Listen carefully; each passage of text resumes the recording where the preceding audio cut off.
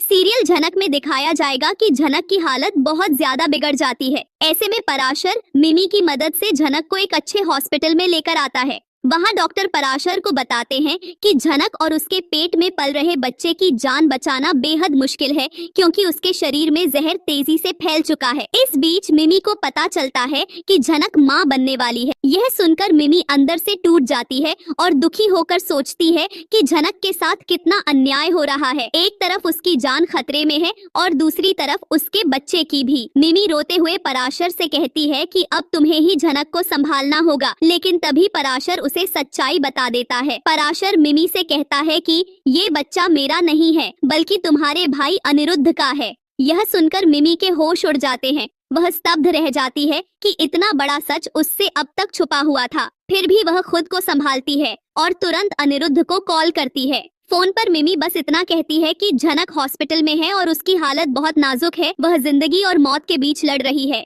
हालांकि मिमी अभी तक अनिरुद्ध को यह नहीं बताती कि झनक उसके बच्चे की मां बनने वाली है। मिमी मन ही मन ठान लेती है कि जब अनिरुद्ध हॉस्पिटल पहुंच जाएगा तभी वह उसे सब कुछ साफ साफ बता देगी। अब मिमी बेसब्री से अनिरुद्ध के आने का इंतजार करती है। उसे यकीन है कि अगर अनिरुद्ध एक बार झनक के पास आ गया तो शायद कुछ चमत्कार हो जाए और झनक की जान बच जाए। जब अनिरुद्ध आखिरकार हॉस्पिटल पहुंचता है तब वह झनक की हालत देखकर चौंक जाता है। झनक बुरी तरह बेहोश है और डॉक्टरों की टीम उसकी जान बचाने की पूरी कोशिश कर रही है। अनिरुद्ध का दिल बैठने लगता है, उसकी आंखों में आंसू आ जाते हैं और वह झनक के पास बैठकर उसका हाथ पकड़ लेता है। उसे यकीन है कि वह झनक को कुछ नहीं होने देगा। वह झनक से कहता है, तुम्हें मेरी जरूरत है और मुझे तुम्हारी। हमें एक साथ जीना है। झनक उठो प्लीज। झनक और अनिरुद्ध हमेशा एक दूसरे के रक्षक रहे हैं। जब भी कोई खतरा आया दोनों ने एक दूसरे को संभाला। अब सवाल ये है, क्या इस बार भी अनिरुद्ध झनक को बचा पाएगा? क्या उनका प्यार फिर से उन्हें एक कर पाएगा?